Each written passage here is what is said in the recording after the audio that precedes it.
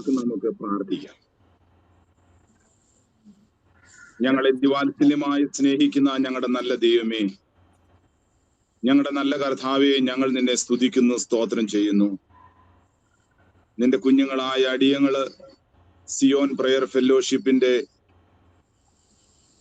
ഈ വെള്ളിയാഴ്ചത്തെ ഞങ്ങളുടെ കൂട്ടായ്മയുമായി ബന്ധപ്പെട്ട് നിന്റെ അടുക്കിലേക്ക് അടുത്തു വരികയാണ്. ഞങ്ങൾ വിവിധ സ്ഥലങ്ങളിൽ വിവിധ ഭവനങ്ങളിൽ ഇരുന്നു കൊണ്ട് കർത്താവിന്റെ വചനം ശ്രവിപ്പാൻ ഞങ്ങൾ ഒരുങ്ങുകയാണ്. ഞങ്ങൾ നിന്റെ സന്നിധിയിൽ പാടി പ്രാർത്ഥിച്ചു, നിന്റെ വചനം വായിച്ചു. കർത്താവെ, ഞങ്ങൾ അല്പസമയം നിന്റെ വചനത്തിലെ ആഴത്തിലെ ചില സത്യങ്ങളൊന്ന് മനസ്സിലാക്കുവാൻ നിന്റെ കരങ്ങളിലേക്ക് അടിയങ്ങളെ സമർപ്പിച്ച് പ്രാർത്ഥിക്കുകയാണ്. കടന്നു വന്നിരിക്കുന്ന ഈ ചെറിയ കൂട്ടത്തെ എന്റെ അപ്പാ നീ അവിടെ നിന്ന് അനുഗ്രഹിക്കണം. യൂട്യൂബിലെയും എല്ലാം ഈ വചനം ശ്രവിക്കുന്ന പ്രിയ മക്കളെയും നീ അവിടെ നിന്ന് അനുഗ്രഹിക്കണം. നിന്റെ വചനം അയച്ച് കർത്താവെ നീ ഞങ്ങളെ സൗഖ്യമാക്കുകയും നിന്റെ വചനം അയച്ച് നീ ഞങ്ങളെ ജീവിപ്പിക്കുകയും ചെയ്യുന്ന നല്ല കർത്താവായിരിക്കുക. സ്തോത്രം. ഞങ്ങൾ കടന്നു വന്നത് നന്നായി എന്ന് പറയുവാൻ തക്കവണ്ണം ഇന്ന് ഞങ്ങളെ ഇടയാക്കണം. ലീഡ് ചെയ്യുന്ന മക്കളെ, ഇതിന്റെ നേതൃത്വത്തിൽ ഇരിക്കുന്ന മക്കളെ, ഇതിനു വേണ്ടിയിട്ട് മറ്റുള്ളവരെ എല്ലാം വിളിച്ച് പറഞ്ഞ് സംസാരിച്ച് ഇത് ഒരുക്കുന്ന മക്കളെ എല്ലാം ഓർത്ത് പ്രാർത്ഥിക്കുന്നു. ഇന്ന് കടന്നു വരുവാനായിട്ട് സാധിക്കാത്ത മക്കളെയും ഓർക്കുകയാണ്. കർത്താവേ, അവരുടെ ആവശ്യങ്ങൾ എന്തറിയുന്നില്ല, നീ കൂടെ ഇരിക്കണമേ. തിരുക്കരത്തിലേക്ക് സമസ്തവും സമർപ്പിക്കുന്നു. പ്രാർത്ഥന കേട്ടതിനായി സ്തോത്രം. യേശു ക്രിസ്തുവിൻ നാമത്തിൽ തന്നെ ആമേൻ. ദൈവത്തിന്റെ അതിപരിശുദ്ധമായ നാമം വാഴ്ത്തപ്പെടുമാറാകട്ടെ. കടന്നു വന്നിരിക്കുന്ന എല്ലാ ദൈവമക്കൾക്കും, ഓൺലൈനിൽ ജോയിൻ ചെയ്തിരിക്കുന്ന പ്രിയ എല്ലാ ദൈവമക്കൾക്കും കർത്താവായ യേശു ക്രിസ്തുവിന്റെ നിസ്തുല്യമായ നാമത്തിൽ എന്റെ സ്നേഹവന്ദനത്തെ അറിയിക്കുന്നു. വലിയവനായ ദൈവം നമ്മെ ഇതുവരെയും സഹായിച്ചു. ഇന്നും ഈ ഭൂമിയിൽ ജീവനോടെ നിലനിർത്തി. അതോർത്ത് സ്തോത്രം. റീച്ചേട്ടൻ പറഞ്ഞതുപോലെ എത്രയോ പേർ, വളരെ ഉന്നതന്മാർ എല്ലാം ആക്സിഡന്റിലൂടെയും മറ്റുമെല്ലാം പട്ടുപോകുന്നു. നമ്മെ ഇന്നും ദൈവം നിർത്തി. നമ്മുടെ കഴിവുകൊണ്ടൊന്നുമല്ല, നമ്മളും യാത്ര ചെയ്തു. നമ്മളും ഓരോ സ്ഥലങ്ങളില് നമ്മളും ജീവിക്കുന്നു. എന്നാൽ ദൈവത്തിന്റെ കൃപയാൽ, അവന്റെ ദയയാൽ ഇന്നും നമ്മൾ ഈ ഭൂമിയിലായിരിക്കുന്നതിന്റെ ഒരൊറ്റ ഉദ്ദേശം നമ്മുടെ കർത്താവിനെ മഹത്വപ്പെടുത്തുക എന്നുള്ളതാണ്. സ്തോത്രം. ഇതൊന്നും മനസ്സിലാക്കാതെ സ്വന്തം ആവശ്യങ്ങൾക്ക് വേണ്ടി, സ്വന്തം ഹിതത്തിന് വേണ്ടി മാത്രം ജീവിക്കുന്ന ഒരു ലോകത്തിലാണ് ഇന്ന് നാം ആയിരിക്കുന്നത്.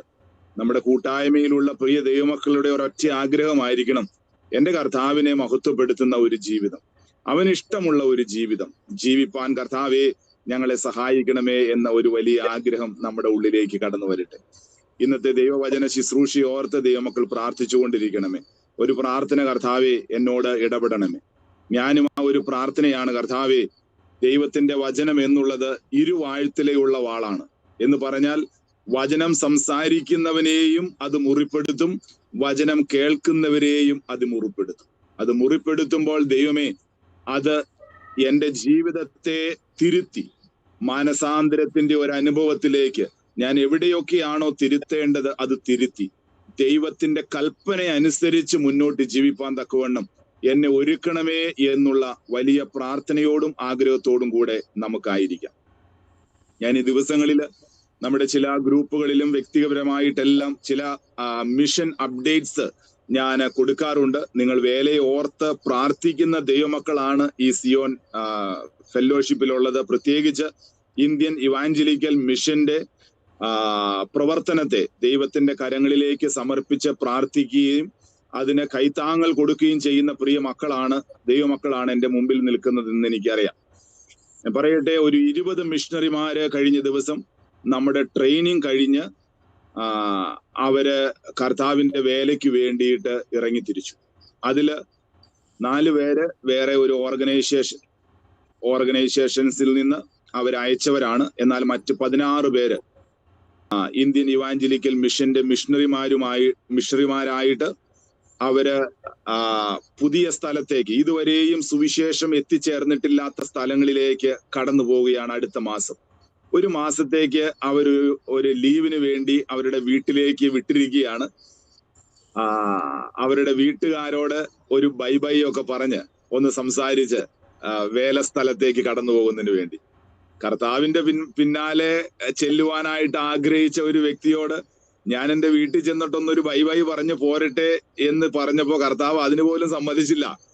കലപ്പയ്ക്ക് കൈവച്ച ശേഷം പുറകോട്ട് തിരിഞ്ഞു നോക്കുന്നവൻ ദൈവരാജ്യത്തിന് കൊള്ളാവുന്നവനല്ല എന്ന് പറഞ്ഞ് പറയുന്നതെല്ലാം നമുക്ക് കേൾക്കുവാൻ സാധിക്കും. എന്നാല് നമ്മൾ അങ്ങനെയല്ല സാധാരണ വീട്ടിലൊക്കെ ഒന്ന് പോയി, കാരണം വീട്ടുകാരുടെ അനുവാദത്തോടു കൂടി തന്നെയാണ് അവര് വേലയ്ക്ക് വേണ്ടിയിട്ട് സമർപ്പണത്തോടെ കടന്നു വന്നിരിക്കുന്നത്. അവര് കടന്നു പോകുന്ന മേഖലകൾ നമുക്കറിയാം. പ്രിയ ദൈവമക്കളെ, വളരെ പ്രതികൂലത്തിന്റെ അവസ്ഥയാണ്. അങ്ങനെയുള്ള സ്ഥലങ്ങളിലേക്കാണ് ഇവര് വേലയുമായി കടന്നു പോകുന്നത്.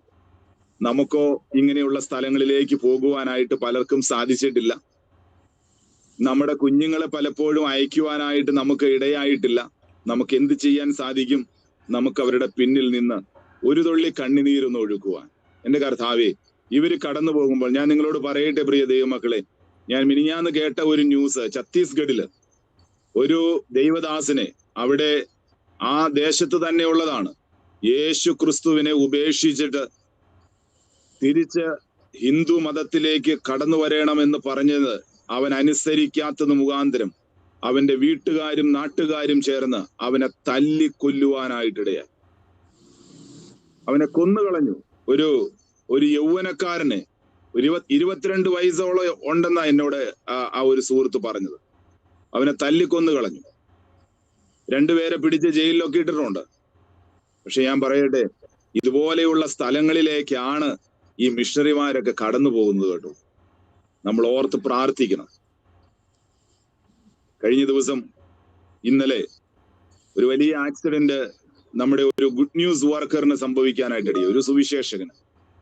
അദ്ദേഹം ഒരു VBS വേണ്ടിയിട്ട്, നമ്മുടെ റേച്ചേട്ടൻ അതിനെ കുറിച്ച് പറയുവാനായിട്ടിടയായി. VBS അറ്റൻഡ് ചെയ്യുവാനായിട്ട് ഏറ്റവും വിശ്വാസികളുള്ളതും ചർച്ചുകളുള്ളതുമായ ഒരു ദേശമാണ് ആന്ധ്രാപ്രദേശിലെ കോയ ആദിവാസികളുടെ ഇടയിലുള്ള നമ്മുടെ മിനിസ്ട്രി. അനേക ലോക്കൽ വർക്കേഴ്സ്, സുവിശേഷകര് നമുക്ക് അവിടെ ഉണ്ട്. അവരുടെ ഇടയിൽ വർക്ക് ചെയ്യുന്ന ഒരു ദേവദാസൻ, അവര് കുടുംബമായി, കാരണം ഒരു ബൈക്കില് 4 പേര് എന്ന് പറഞ്ഞാൽ 2 കുഞ്ഞുങ്ങളും. നമുക്കറിയാം, അവിടെയൊക്കെ ഞങ്ങളും UP-യിലൊക്കെ ആയിരുന്ന സമയത്ത് ഒരു കുഞ്ഞിനെ ബൈക്കിന്റെ മുമ്പില്, പിന്നെ ഞാൻ, അതിനുശേഷം എന്റെ ബാക്കിൽ ഒരു കുഞ്ഞ്, അതിനുശേഷം വൈഫ്, ഇങ്ങനെയൊക്കെയാണ് ഞങ്ങള് വേലയ്ക്ക് വേണ്ടി പോയിക്കൊണ്ടിരുന്നത്. ഞങ്ങൾക്കറിയാം ആ സിറ്റുവേഷൻ. പക്ഷെ പെട്ടെന്ന് അവരുടെ മുന്നിലേക്ക് ഒരു കുരങ്ങ് വന്ന് ചാടുവാനായിട്ടിടയായി. ബ്രേക്ക് ചെയ്തപ്പോൾ ആ സഹോദരി റോട്ടിലേക്ക് തലയടിച്ചു വീണു. ഹോസ്പിറ്റലിലേക്ക് കൊണ്ടുപോകുന്ന വഴി ഈ ലോകത്ത് നിന്ന് മാറ്റപ്പെട്ടു. വലിയ വേദന ഉണ്ടാക്കുന്ന സംഭവമായിരുന്നു. എന്നാൽ നമ്മൾ പ്രാർത്ഥിക്കണം, ദൈവം ആ കുടുംബത്തെ ആശ്വസിപ്പിക്കട്ടെ. കൊച്ചു കുഞ്ഞുങ്ങളാണ്, ദൈവം അവരെ ആശ്വസിപ്പിക്കട്ടെ. നമുക്ക് പല ചോദ്യങ്ങൾ ഉണ്ടാവാം, എന്തുകൊണ്ട് ഇങ്ങനെ സംഭവിക്കുന്നു എന്നെല്ലാം. എന്നാൽ അതിന്റെ മധ്യത്തിലെല്ലാം ആശ്വാസം നൽകി തരുന്ന ഒരു കർത്താവ് ഇന്നും ജീവിക്കുന്നു. അത് ഓർത്ത് നന്ദിയോടെ ദൈവത്തെ സ്തുതിക്കാം, സ്തോത്രം ചെയ്യാം. ഈ വിഷയങ്ങളെല്ലാം ദൈവത്തിന്റെ സന്നിധിയിലേക്ക് ദൈവമക്കള് പ്രാർത്ഥിക്കുമ്പോൾ ഓർക്കണമേ, റീച്ചേൺ ഓർമ്മപ്പെടുത്തിയതുപോലെ ഇന്ന് ഒരു വലിയ ന്യൂസാണ് നമ്മൾ ഈ ദിവസങ്ങളിൽ കേട്ടത്. ഡോക്ടർ KP യോഹന്നാൻ ഈ ലോകത്ത് നിന്ന് മാറ്റപ്പെട്ടു. ആത്മീയ യാത്ര എന്നുള്ള ഒരു പ്രസ്ഥാനത്തിലൂടെ, റേഡിയോയിലൂടെ എല്ലാം അദ്ദേഹത്തെ കേൾക്കുവാനായിട്ട് നമുക്കിടയാകുമായിരുന്നു. നന്ദിയോടെ ദൈവത്തെ സ്തുതിക്കുന്നു. ഞാൻ പലപ്പോഴും അനേകം മദ്യപാനികള് അദ്ദേഹത്തിന്റെ മെസ്സേജിലൂടെ വിശ്വാസത്തിലേക്ക് കടന്നു വന്നിട്ടുണ്ട്. പലപ്പോഴും ചില സമയങ്ങളിലെല്ലാം അദ്ദേഹത്തിന്റെ മെസ്സേജ് കഴിഞ്ഞതിന് ശേഷം ഒരു പാട്ടുണ്ടായിരുന്നു, ചാരായം കുടിക്കരുതേ. നിങ്ങൾ ചിലപ്പോൾ കേട്ടിട്ടുണ്ടാവും. ചാരായം കുടിക്കരുതേ, ധനം നശിച്ചിടും, മാനക്കേട് ഭവിച്ചിടും, അതുകൊണ്ട് ചാരായം കുടിക്കരുതേ എന്ന് പറഞ്ഞ ഒരു പാട്ടെല്ലാം അതിലെ പാടുമായിരുന്നു. ഇത് KP യോഹന്നാൻ ആത്മീക യാത്ര എന്നെല്ലാം പറഞ്ഞുകൊണ്ട് ദൈവം ശക്തമായി കഴിഞ്ഞ നാളുകളിൽ ഉപയോഗിച്ച ഒരു ദൈവദാസനായിരുന്നു. പക്ഷേ ജീവിതത്തിൽ ഇന്ന് നമ്മൾ അതിനെക്കുറിച്ചെല്ലാം പറഞ്ഞതുപോലെ വിധിക്കാൻ നമ്മൾ ആരുമല്ല എങ്കിലും വലിയവനായ ദൈവം സകലതും കാണുന്നു. അവന്റെ മുമ്പിൽ ഒന്നും മറഞ്ഞിരിക്കുന്നില്ല. ഇന്ന് അല്പസമയത്തെ ചിന്തയ്ക്കായിട്ട് ദൈവമക്കളുടെ മുമ്പിലേക്ക് ഞാൻ വെക്കുവാനായിട്ട് ആഗ്രഹിക്കുന്ന വിഷയം എന്നുള്ളത് ക്രിസ്തീയ ജീവിതം തുറന്ന പുസ്തകം. നന്ദിയോടെ സ്തോത്രം. നമ്മൾ കഴിഞ്ഞ പ്രാവശ്യം ചിന്തിച്ചത് എത്ര പേർക്ക് ഓർമ്മയുണ്ടോ എന്ന് അറിയത്തില്ല. ഞാനത് കഴിഞ്ഞ പ്രാവശ്യം ചിന്തിച്ച അത് ഏപ്രിൽ 12-ാം തീയതി ആയിരുന്നു. അന്ന് നമ്മൾ ചിന്തിച്ചത് വിശുദ്ധി മറഞ്ഞിരിക്കുന്നതല്ല. അതുപോലെ തന്നെയാണ് ക്രിസ്തീയ ജീവിതം തുറന്ന പുസ്തകം. ദൈവത്തിന്റെ സന്നിധിയിൽ നമ്മൾ ഓരോ കാര്യങ്ങൾ ഓർക്കുമ്പോൾ തുറന്നതും പൂർണ്ണ സമർപ്പണവുമുള്ള ഒരു ജീവിതമാണ് ദൈവം നമ്മിൽ നിന്ന് ആഗ്രഹിക്കുന്നത്. ദൈവകൃപ പ്രാപിക്കുവാൻ ഉതകുന്ന പൂർണ്ണ സമർപ്പണം ഓരോ ദൈവ പൈതലിന്റെയും ജീവിതത്തിൽ ഉണ്ടായിരിക്കേണ്ടതാണ്. സങ്കീർത്തന പുസ്തകം 28-ാം അധ്യായം അതിന്റെ 13-14 വാക്യങ്ങളാണ് നമുക്ക് ഇന്നത്തെ ചിന്താ വിഷയത്തിന് ആധാരമായിട്ട് വായിക്കുന്നത്. ശലോമോൻ രാജാവ് എഴുതിയ സദൃശ്യവാക്യങ്ങൾ 28-ാം അധ്യായം അതിന്റെ 13-14 വാക്യങ്ങൾ അതിപ്രകാരമാ പറയുന്നേ: തന്റെ ലംഘനങ്ങളെ മറയ്ക്കുന്നവന് ശുഭം വരികയില്ല, അവ ഏറ്റുപറഞ്ഞ് ഉപേക്ഷിക്കുന്നവന് കരുണ ലഭിക്കും. എപ്പോഴും ഭയത്തോടിരിക്കുന്ന മനുഷ്യൻ ഭാഗ്യവാൻ, ഹൃദയത്തെ കഠിനമാക്കുന്നവനോ അനർത്ഥത്തിൽ അകപ്പെടും. ഒന്നാമത്തെ ഭാഗത്ത് 3 കാര്യങ്ങൾ 6 കാര്യങ്ങൾ അവിടെ പറയുന്നുണ്ട്. 3 കാര്യങ്ങൾ വെച്ച്. ഒന്ന്, അതിന്റെ 13-ാം വാക്യത്തില് ലംഘനം എന്ന ഒരു പദം അവിടെ ഉണ്ട്. ലംഘനം. രണ്ടാമത്തത് മറയ്ക്കുക. 3 ശുഭം വരികയില്ല. വീണ്ടും 3 കാര്യങ്ങൾ കൂടി പറയുകയാണ്. ഏറ്റുപറഞ്ഞ് ഉപേക്ഷിക്കുക. ഏറ്റുപറയുക, ഉപേക്ഷിക്കുക, അവന് കരുണ ലഭിക്കും. ലോട്ടറി എടുത്തിട്ടുള്ളവർ എത്ര പേരുണ്ടെന്ന് എനിക്ക് അറിയത്തില്ല. നിങ്ങൾ ലോട്ടറി എടുത്തിട്ടുണ്ടോ? ഞാന് ഈ നോർത്ത് ഇന്ത്യയിലൊന്നും ഇത്ര ലോട്ടറി ഒന്നുമില്ല. കേരളത്തിലും ബംഗാളിലുമാണ് ഏറ്റവും കൂടുതൽ ലോട്ടറി വിൽപ്പന എന്നെല്ലാം നമുക്ക് കേട്ടിട്ടുണ്ട്. ഞാൻ സാധാരണ ഈ കഴിഞ്ഞ ഇടയിൽ ഒരു മാസം മുമ്പാണെന്ന് തോന്നുന്നു ഞാനൊരു ലോട്ടറി എടുക്കാനായിട്ടിടയായി. അത് പ്രത്യേകിച്ച് എന്റെ ഭാര്യയ്ക്ക് ഒരു പാവപ്പെട്ട വ്യക്തി ഇങ്ങനെ കൊണ്ടുവന്നപ്പോൾ അദ്ദേഹത്തോടൊരു അനുകമ്പ തോന്നി എന്നോട് എടുക്കാൻ പറഞ്ഞതാ. അത് ലോട്ടറി അടിച്ചൊന്നുമില്ല. എങ്കിലും പ്രിയ ദൈവമക്കളെ ഞാൻ പറയട്ടെ, ഇത് ഭാഗ്യമായിട്ട് അനേകര് ഇതിനെ കാണുന്നുണ്ട്. കാരുണ്യ ലോട്ടറി എന്നൊക്കെ പറഞ്ഞ് പല ലോട്ടറികളെല്ലാം നമുക്ക് കാണുവാൻ സാധിക്കും. പക്ഷെ ഞാനിത് ചിന്തിച്ചു ഒരു ദൈവ പൈതലിന്റെ ജീവിതത്തിൽ ഏറ്റവും വലിയ ഭാഗ്യം അല്ലെങ്കിൽ അവന് ലോട്ടറി അടിക്കുക എന്നുള്ളത് അത് ദൈവത്തിന്റെ കരുണ അവന് ലഭിക്കുക എന്നുള്ളതാണ്. നന്ദിയോടെ ദൈവത്തെ സ്തുതിക്കുന്നു. ദൈവത്തിന്റെ കരുണ പ്രാപിക്കുന്ന ഒരവസ്ഥയാണ് ഒരുത്തിന്റെ ജീവിതത്തിൽ. അതെങ്ങനെയാണ് യഥാർത്ഥമായി ഒരു വ്യക്തിക്ക് ദൈവത്തിന്റെ കരുണ പ്രാപിക്കുവാനായിട്ട് സാധിക്കുന്നത്? അതിൽ പറയുകയാണ്, അതിന്റെ 14-ാം വാക്യത്തിൽ പറയുകയാണ്, നിങ്ങൾ ശ്രദ്ധിച്ച് കേൾക്കണമേ: എപ്പോഴും ദൈവഭയത്തോടിരിക്കുന്ന മനുഷ്യൻ ഭാഗ്യവാൻ. മറ്റു വേർഷൻ എല്ലാം നമ്മൾ എടുത്ത് പരിശോധിച്ച് നോക്കും, ഇവിടെ ഭയത്തോടെ എന്നേ പറയുന്നുള്ളൂ. അതിനെ ദൈവഭയം എന്നാണ് വളരെ വ്യക്തമായി പറയുന്നത്. എപ്പോഴും ദൈവഭയത്തോടിരിക്കുന്ന മനുഷ്യൻ ഭാഗ്യവാൻ. ദൈവഭയത്തോടിരിക്കുന്ന മനുഷ്യന്റെ ജീവിതം ദൈവത്തിന്റെ സന്നിധിയിൽ ഒരു തുറന്ന പുസ്തകമാണ്. സ്തോത്രം. അവൻ എന്തുകൊണ്ടാണ് ദൈവഭയത്തോടിരിക്കുന്നതെന്ന് അറിയാമോ? ഒരൊറ്റ കാര്യമേ ഉള്ളൂ: എന്നെ എപ്പോഴും കാണുന്ന ഒരു ദൈവമുണ്ട് എന്നുള്ള തോന്നൽ അവന്റെ ഉള്ളിലുണ്ട്.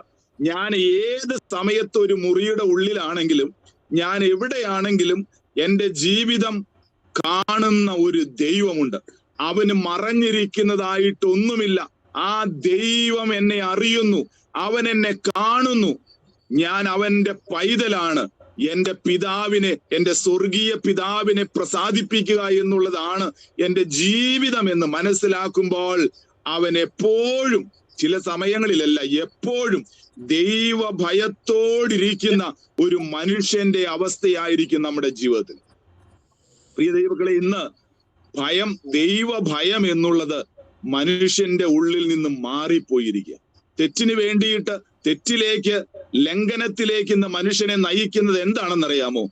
ദൈവഭയമില്ലാത്ത അവസ്ഥ, ദൈവഭയമില്ലാത്ത ജീവിതം. അതാണ് ഇന്ന് ദൈവത്തിൽ നിന്ന് കരുണ ലഭിക്കുവാനുള്ള ഏറ്റവും വലിയ തടസ്സം എന്ന് നമുക്ക് കാണുവാൻ സാധിക്കും. നമ്മെ തന്നെ ഒന്ന് ഓർത്ത് നോക്കിക്കേ. അതൊക്കെ ദൈവം ക്ഷമിച്ചോളും, അതൊക്കെ എല്ലാവരും ചെയ്യുന്ന കാര്യമല്ലേ എന്നൊക്കെ ചിന്തിക്കുന്ന ഒരു ജീവിതം, ദൈവഭയമില്ലാത്ത ജീവിതം. ഇന്ന് യുവതലമുറയെ എടുത്താൽ എന്തെങ്കിലും ദൈവഭയമുണ്ടോ? മാതാപിതാക്കളെ പോലും ഭയമില്ല. ദൈവത്തെ ഭയമില്ലാത്ത ഒരു ജീവിതം. നാം ശാന്തമായി ഈ വിഷയത്തെ കുറിച്ചൊന്ന് ചിന്തിക്കണമേ. വീണ്ടും പറയുകയാണ്, ഹൃദയത്തെ കഠിനമാക്കുന്നവനോ അനർത്ഥത്തിൽ അകപ്പെടും. ഹൃദയത്തെ കഠിനമാക്കുന്നവനോ അനർത്ഥത്തിൽ അകപ്പെടും.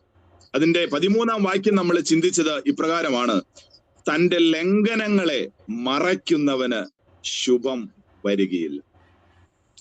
പല തെറ്റുകളും പല ലംഘനങ്ങളും, ലംഘനം എന്ന് പറയുന്നത് നമുക്കറിയാം. ഇപ്പോ ഒരു നിയമത്തെ ലംഘിക്കുന്നതാണ് ലംഘനം, അല്ലെ? നമ്മള് പറഞ്ഞു, റോഡിന്റെ നിയമങ്ങളെ ലംഘിച്ചു, അവൻ സിഗ്നൽ ലംഘിച്ചു എന്നെല്ലാം നമുക്ക് കേൾക്കുവാനായിട്ടിടയായിട്ടുണ്ട്. ഏതെങ്കിലും നിയമങ്ങൾ നൽകി തന്നത് ലംഘിക്കുക, അതിലൂടെ എല്ലാം പറയുന്നത് അനേകം നിയമങ്ങൾ ദൈവം തന്റെ മക്കൾക്ക് വേണ്ടി കൊടുത്തിട്ടുണ്ട്. ആ നിയമത്തെ ലംഘിക്കുന്നവരായി തീരരുതെന്ന് മാത്രമല്ല, അവന്റെ ലംഘനത്തെ മറച്ചു വെക്കുന്നവരുമായി തീരരുത്. നന്ദിയോടെ സ്തോത്രം. അങ്ങനെയുള്ളവൻ എന്ത് വരികയില്ലെന്നാ പറയുന്നേ? എന്ത് വരില്ലെന്നാ പറയുന്നേ? ശുഭം വരികയില്ല. അതിന്റെ മലയാളത്തില് ശരിക്കും പറഞ്ഞാൽ എന്താ പറയുന്നേ? വേണേ പറയാം, അവൻ ഗുണം പിടിക്കത്തില്ല, അവന്റെ ജീവിതത്തിൽ ഒരു നന്മയും വരത്തില്ല എന്ന് നമുക്ക് പറയാം. അവന് ശുഭം വരികയില്ല. ലംഘനം മറച്ചു വെക്കുന്നവന് ശുഭം വരികയില്ല. നന്ദിയോടെ സ്തോത്രം. എന്നാൽ അവ ഏറ്റു പറയുന്നവനല്ല കേട്ടോ. ഏറ്റു പറയുവാൻ ഒത്തിരി പേരുണ്ട്. എന്തിനു വേണ്ടിയിട്ടാണെന്നറിയാമോ? പിന്നെയും അത് ചെയ്യാൻ വേണ്ടിയിട്ട്, അടുത്ത പ്രാവശ്യവും ഏറ്റു പറയുവാൻ വേണ്ടിയിട്ട് ഏറ്റുപറയുന്നവരുണ്ട്. പക്ഷെ നമ്മുടെ ഒരു പ്രാർത്ഥനയായിരിക്കണം, കർത്താവേ, ഞാൻ ഏറ്റു പറഞ്ഞ എന്റെ ലംഘനങ്ങൾ ഞാൻ രണ്ടാമതും അത് ഇനിയും ഏറ്റു പറയുവാനായിട്ട് നീ ഇടയാക്കരുതേ എന്നുള്ള ഒരു പ്രാർത്ഥന ഞാൻ പലപ്പോഴും ഓർക്കാറുണ്ട്, കർത്താവേ. പക്ഷെ പലപ്പോഴും അത് ജീവിതത്തില് പലപ്പോഴും സംഭവിച്ചിട്ടുണ്ട്, വീണ്ടും നമ്മൾ ഏറ്റു പറഞ്ഞിട്ടുണ്ട്. പക്ഷെ നമ്മുടെ ഒരു പ്രാർത്ഥനയായിരിക്കണം, ലംഘനങ്ങളെ ഏറ്റു പറയുക മാത്രമല്ല, അവയെ എന്ത് ചെയ്യണമെന്നറിയാമോ? അതേ ഉപേക്ഷിക്കണം. അങ്ങനെയുള്ളവൻ എന്ത് ലഭിക്കുമെന്നാ പറയുന്നേ? കരുണ ലഭിക്കും. ചില വ്യക്തികളെ ഞാൻ നിങ്ങളുടെ മുന്നിലേക്ക് കൊണ്ടുവരുവാനായിട്ട് ആഗ്രഹിക്കുകയാണ്, എനിക്ക് ലഭിച്ച സമയപരിധിക്കുള്ളിൽ. ഈ ലംഘനം മറച്ചു വെച്ച ചില വ്യക്തികളെ നമ്മൾ കാണുകയാണെങ്കിൽ, നമ്മുടെ ഉള്ളിലേക്ക് പഴയ നിയമത്തിൽ ഓടി വരുന്ന ഒരു വ്യക്തിയുണ്ട്. നിങ്ങളുടെ ഉള്ളിൽ ഇപ്പൊ തന്നെ ആ വ്യക്തിയെ കുറിച്ച് വന്നിട്ടുണ്ട്. ആരാണെന്ന് പറയാമോ? നമ്മുടെ ജോയി ചേട്ടന്റെ ഒക്കെ ഉള്ളിലേക്ക് ആ വ്യക്തി കടന്നു വന്നിട്ടുണ്ടെന്ന് എനിക്കറിയാം. ആ വ്യക്തിയാണ് ആഖാൻ. ആഖാനെ കുറിച്ച് നമ്മൾ യോശുവയുടെ പുസ്തകത്തിൽ വായിക്കുമ്പോൾ അവിടെ തന്റെ ലംഘനത്തെ മറച്ചു വെച്ച ഒരു വ്യക്തിയെ നമുക്ക് കാണുവാനായിട്ട് സാധിക്കും. ഇസ്രായേൽ ജനം മിസ്രയീമിൽ നിന്ന് കടന്നു വന്നപ്പോൾ മോശ മുഖാന്തരം കൊണ്ടുവന്നു. മോശ ഈ ലോകത്ത് നിന്ന് മാറ്റപ്പെട്ടു. അപ്പോൾ യോശുവ ആ ഉത്തരവാദിത്വം ഏറ്റെടുത്ത്, ദൈവമായി യോശുവയ്ക്ക് ധൈര്യം കൊടുത്ത് ആ ഉത്തരവാദിത്വം ഏറ്റെടുത്ത് കൊണ്ടുപോവുകയാണ്. യോശുവയുടെ കാലഘട്ടത്തിലാണ് കനാൻ ദേശത്തേക്ക് അവർ കടന്നു ചെല്ലുന്നതും. കനാനിൽ അവർ ചെന്നപ്പോൾ അവിടെ ജീവിച്ചിരുന്ന അനേക രാജാക്കന്മാര്, അവിടെ ജീവിച്ചിരുന്ന അനേക ദേശങ്ങള് അവരോട് യുദ്ധം ചെയ്താണ് അവര് കനാൻ ദേശം പിടിച്ചടക്കുന്നത്. അന്നേ മുതൽ ഇസ്രായേൽ ജനം യുദ്ധത്തിൽ വീരന്മാരാ. ഇന്നും നിങ്ങൾക്കറിയാം, ഒരു ചെറിയ രാജ്യം, കേരളത്തിന്റെ ഒരു ഡിസ്ട്രിക്റ്റിന്റെ മാത്രമുള്ള ഒരു രാജ്യം ഇന്ന് ലോകത്തിന്റെ മുമ്പിൽ പേടി സ്വപ്നമാണ്. യുദ്ധം ചെയ്യരുതെന്ന് സകല രാജ്യങ്ങളും പറഞ്ഞിട്ടും ഇന്നും ഓരോ ദിവസവും പേപ്പർ എടുത്ത് പരിശോധിച്ച് നോക്കുമ്പോൾ ഇസ്രായേൽ നടത്തുന്ന യുദ്ധങ്ങളാണ് കാണുന്നത്. കാരണം യുദ്ധം എന്നുള്ളത് ഇസ്രായേലിനൊരു ഹരം പോലെയാണ്. അവർക്കൊരു പേടിയുമില്ലാത്ത ഒരു അത് അന്നേ മുതൽ അവരുടെ ജീവിതത്തിലുണ്ട്. പ്രിയ ദൈവമക്കളെ, ആ യുദ്ധത്തിന് വേണ്ടിയിട്ടുള്ള സകല തന്ത്രങ്ങളും അറിയാവുന്ന ഒരു കൂട്ടമായിരുന്നു ഇസ്രായേൽ ജനം എന്നുള്ളത്. ഒന്നാമത്തെ അവർ പിടിക്കാൻ പോകുന്നത് എരീഹോ പട്ടണം. എരിഹോ പട്ടണത്തിന്റെ വലിയ മതിലാണ് നമുക്ക് കാണുവാൻ സാധിക്കുന്നത്. ആ മതിലിന്റെ വലിപ്പത്തെ കുറിച്ചൊക്കെ നമ്മൾ പറഞ്ഞു കേട്ടിട്ടുണ്ട്. അനേക രഥങ്ങളെ ഒരുമിച്ച് ഈ മതിലിലൂടെ ഓടിക്കാമായിരുന്നു. അതിന്റെ മുകളിൽ ഇതാ രാഹാബ് എന്ന് പറയുന്ന വേശ്യ ഒറ്റുനോക്കുവാനായിട്ട് ഇസ്രായേൽ ജനം പോയപ്പോൾ അവർക്ക് പാർക്കുവാൻ അവസരം കൊടുത്തവൾ വീട് പണിതിരിക്കുന്നു. അതുപോലെയുള്ള വലിയ മതിലാണ് എരീഹോ മതിൽ എന്നുള്ളത്. എന്നാൽ പ്രിയ ദൈവമക്കളെ, ആ എരീഹോ മതിൽ വീഴുന്നതിന് വേണ്ടി ദൈവം അവർക്ക് കൊടുത്ത പ്ലാൻ നമുക്കറിയാം. 7 പ്രാവശ്യം നിങ്ങൾ കാഹളമൂതിക്കൊണ്ട്, നിങ്ങൾ ദൈവത്തെ സ്തുതിച്ചുകൊണ്ട് ആ പട്ടണത്തിലൂടെ അതിലൂടെ നടക്കണം. അതിലൂടെ നിങ്ങൾ 7 ദിവസം സഞ്ചരിക്കണം. 7-ാം ദിവസം നിങ്ങൾ 7 പ്രാവശ്യം വലം വയ്ക്കണം. അങ്ങനെ 7-ാം പ്രാവശ്യം വലം വയ്ക്കുമ്പോൾ ജനങ്ങളെല്ലാം കാഹളമൂതേണം, ആർപ്പിടണം. അപ്പോൾ ആ മതിലിടിഞ്ഞു വീഴും. അങ്ങനെ എരീഹോ മതിലിടിഞ്ഞു വീണു. ദൈവത്തിന്റെ വലിയ ശക്തിയാൽ അവരായിരുന്ന സ്ഥലങ്ങളിലേക്ക് നേരെ കടന്നു ചെന്ന് യുദ്ധം ചെയ്തു. പക്ഷേ ആ മതിലിടിഞ്ഞു വീഴുന്ന സമയത്തിന് മുൻപേ തന്നെ യോശുവ ജനത്തോടൊരു കാര്യം പറഞ്ഞിരുന്നു. ഇതിൽ നിന്ന് ലഭിക്കുന്നതെല്ലാം ദൈവത്തിന് ശാപതാർപ്പിതമാണ്. അതിൽ നിന്ന് ഒരു മനുഷ്യനും ഒന്നും എടുക്കരുത് എന്ന് വളരെ വ്യക്തമായി പറഞ്ഞിരുന്നു. നിങ്ങളുടെ ഉള്ളിൽ അവിടെ സ്വർണം കാണുമ്പോൾ, വെള്ളി കാണുമ്പോൾ, അവിടെ നല്ല നല്ല വസ്ത്രങ്ങൾ കാണുമ്പോൾ, മറ്റു പലതും കാണുമ്പോൾ നിങ്ങൾക്ക് തോന്നും ഇത് ഞങ്ങൾക്ക് അടിച്ചു മാറ്റാമെന്ന്. പക്ഷെ നിങ്ങൾ അത് ചെയ്യരുതെന്ന വലിയ ഒരു കൽപ്പന യോശുവ അവിടെ ജനത്തിന് കൊടുക്കുന്നുണ്ട്. എന്നാൽ അവിടെ സംഭവിക്കുന്നത് എന്താണെന്നറിയാമോ? ഇതെല്ലാം ഉണ്ടായപ്പോൾ നമ്മൾ ലോകത്തിന്റെ മുമ്പിൽ പരാജയപ്പെടാതിരിക്കേണ്ടതിന് ദൈവത്തിന്റെ കൽപ്പന ഒരിക്കലും ലംഘിക്കരുതെന്നുള്ള ദൈവത്തിന്റെ കൽപ്പന ഇതാ ഒരു വ്യക്തി അവിടെ ലംഘിക്കുകയാണ്. ഒരു വ്യക്തി ആ കൽപ്പന ലംഘിച്ചു. അവന്റെ പേരാണ് ആഖാൻ. അതെപ്പോഴാ അവരറിയുന്നതെന്നറിയാമോ? അപ്പോൾ അവരറിഞ്ഞില്ല. അടുത്ത പട്ടണം ഒരു ചെറിയ പട്ടണം, ആ പട്ടണത്തെ കുറിച്ച് പറയുന്നതാണ് ഹായി പട്ടണം. യോശുവയുടെ പുസ്തകം 7-ാം അധ്യായം 6-7 അധ്യായങ്ങൾ വായിക്കുമ്പോഴാണ് നമുക്ക് അവിടെ കാണുവാനായിട്ട് സാധിക്കുന്നത്. 7-ാം അധ്യായത്തിലാണ് ഹായി പട്ടണത്തെ യുദ്ധം ചെയ്യുന്നതിന് വേണ്ടിയിട്ട് അവർ കടന്നു പോകുന്നത്. പ്രിയ ദൈവമക്കളെ, അവർ ഒറ്റുനോക്കുവാനായിട്ടെല്ലാം ആളുകൾ കടന്നു പോയപ്പോൾ അവിടെ കടന്നു ചെന്ന് അവർ നോക്കുമ്പോൾ എന്താണ്? അവർ യോശുവയോട് വന്ന് പറയുകയാണ്, നമ്മൾ എരീഹോ പട്ടണത്തെ പിടിക്കാൻ പോയ അത്രയും ജനങ്ങളൊന്നും ഈ പട്ടണത്തെ പിടിക്കുന്നതിന് വേണ്ടി പോകേണ്ട. അവർ വളരെ അത്രമാത്രം ശക്തന്മാരൊന്നുമല്ല. അവിടെ അവർ വളരെ ശക്തി കുറഞ്ഞ ആളുകളാണ് അവിടെ ഉള്ളത്. അതിനെ നമുക്ക് വളരെ എളുപ്പത്തിൽ പിടിക്കുവാനായിട്ട് സാധിക്കും.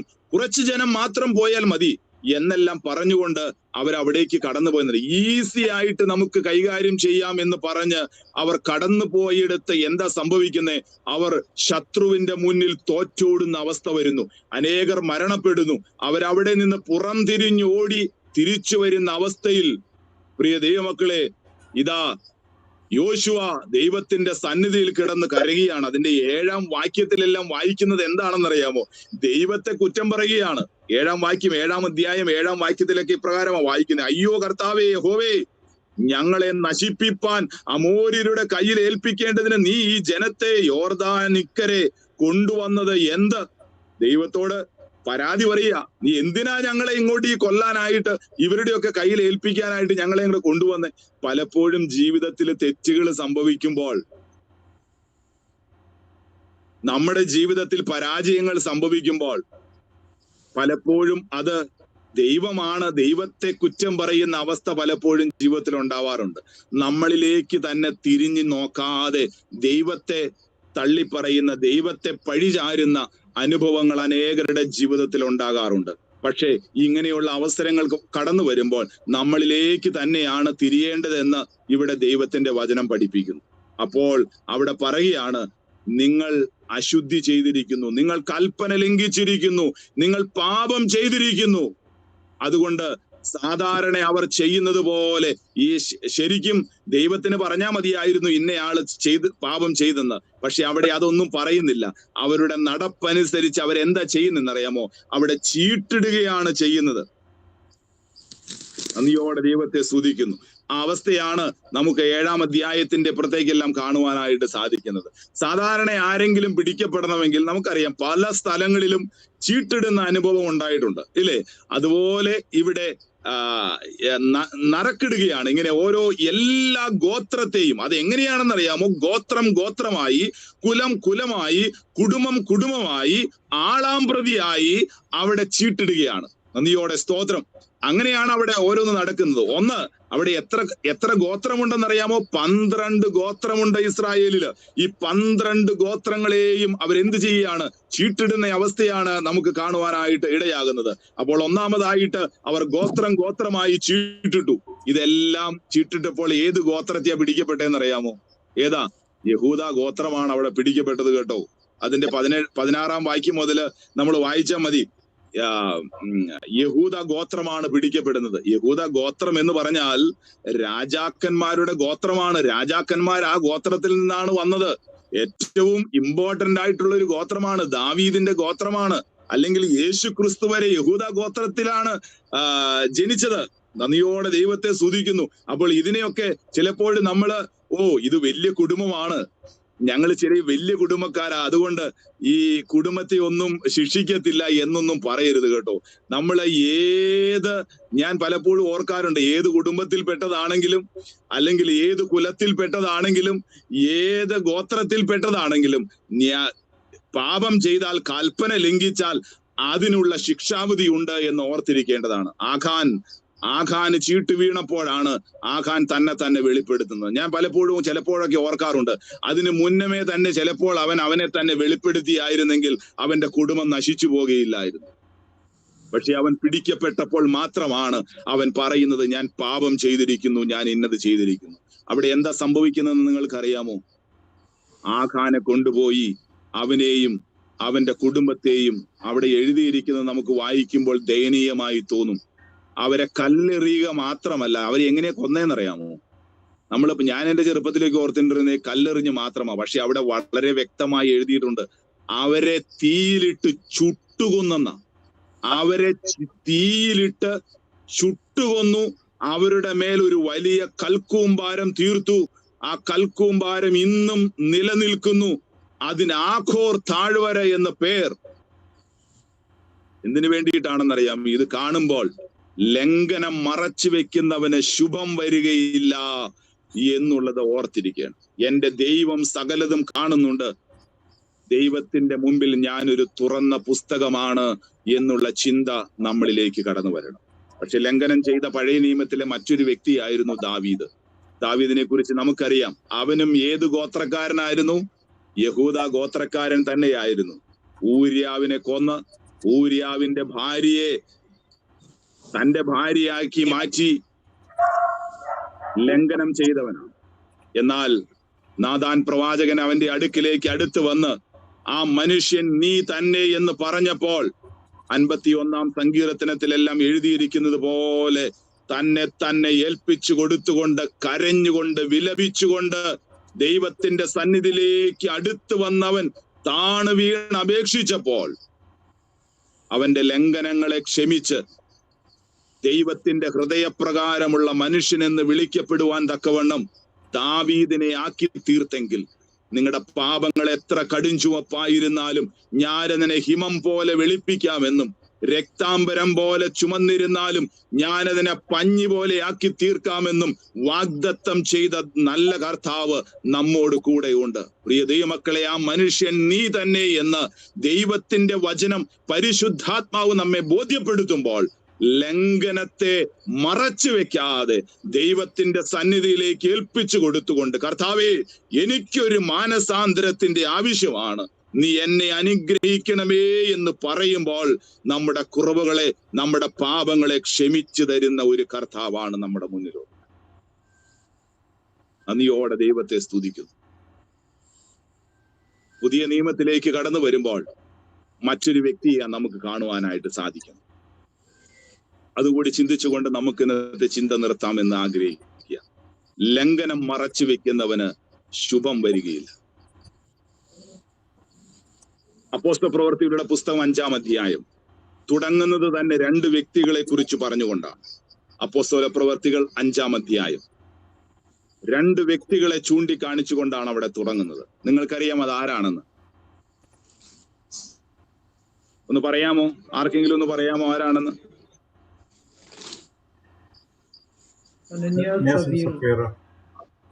അനന്യാസ് സഫീറ എന്ന് പറയുന്ന രണ്ടുപേരെ ചൂണ്ടിക്കാണിച്ചുകൊണ്ടാണ്. അതിന്റെ 4-ാം അധ്യായം അപ്പോസ്തല പ്രവൃത്തികൾ നമ്മൾ പഠിക്കുമ്പോൾ, ഞാൻ പറയട്ടെ, പഴയ നിയമത്തിൽ ദശാംശം കൊടുക്കുന്ന രീതിയായിരുന്നു ഉണ്ടായിരുന്നത്. ശ്രദ്ധിച്ച് കേൾക്കണേ. പഴയ നിയമത്തിൽ ദശാംശം കൊടുക്കുകയായിരുന്നു.